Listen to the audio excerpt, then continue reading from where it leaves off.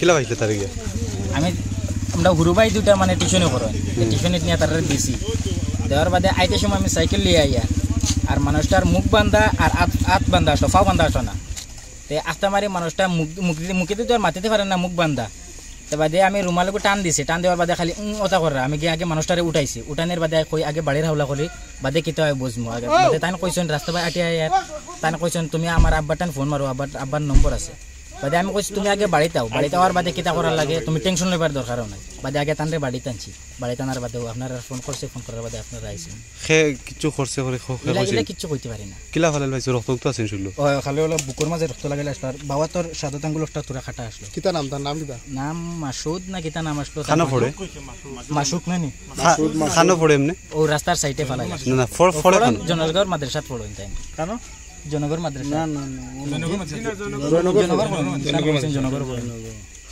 খেয়ানি ফেলাইছে কইছে না কিছু ইলা তাই নিজেও কইতে পারে না আর আমি